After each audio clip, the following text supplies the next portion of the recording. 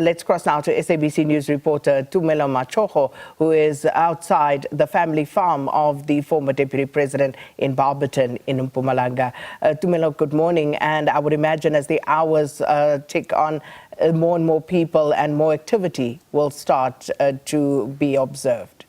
Well, indeed, Sakina, actually we've been seeing now the military arriving here. Some of them have already arrived and went inside the family farm. You understand that Mr. Mabuza have been accorded a Category 2 state funeral, meaning that this funeral will be taken over by the state. Also, the military will have to take, they will do parade over this here in Barberton and also in Mbombela, where the funeral services is expected to take place.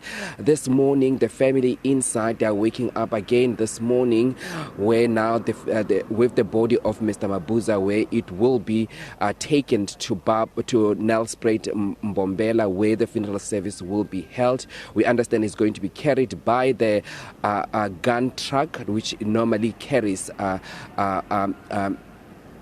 military veterans and also state presidents and also deputy president that was going to be carrying him. But we've been getting tributes throughout the week of the people that know Mr. Mabuza from political parties and also from people from the streets from all over Mpumalanga.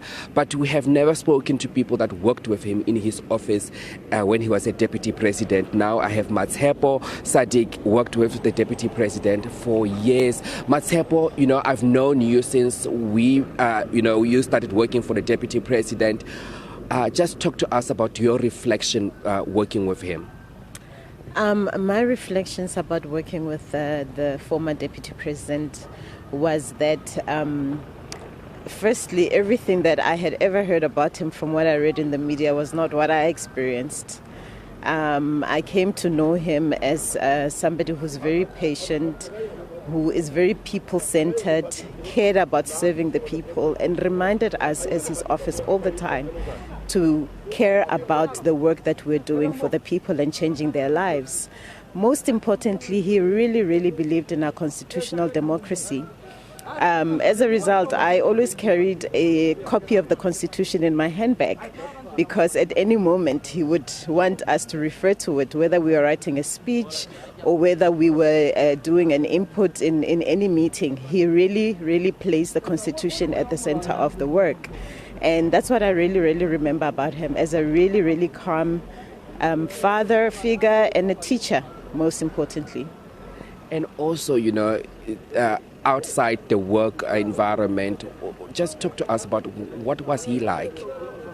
Well, I can't say that I knew him outside of the work environment. Really, I arrived in his office after he had just arrived as deputy president, and from there on, then we started working on putting together a communication team, so that we could communicate the work that was set before him and the delegated responsibilities. And so, what I know about him is really, really the work that we did. I mean, I think. Closely we worked on the South Sudan and when he was revitalizing the agreement for the government of national unity. We spent a lot of time in Juba, where he would teach us really, really about diplomacy, about how to get people to really hear you and the message that you're giving them. And in those meetings and in those briefings, that's where I really got to know how patient and how calm he is, and how really, really people-centered he is. And he really, really said, if the people of Sudan, of South Sudan, benefit out of what we're doing, we have done everything that we need to be doing. Also, people have been talking about how strict he was with time. Just talk to us about that. Oh my goodness, you could never be late working with the deputy president. I remember a few times we would be working on programs in municipalities, and you would find that the receiving party would be late. By the time he gets there, nobody has arrived. But he would still proceed, because for him, he felt if we have set this time, we are going to start working from here, and then you'll find us on the way. Matshepo, thank you so much, and condolences again. That was Matshepo Seedat. She worked with the deputy president for a number of years.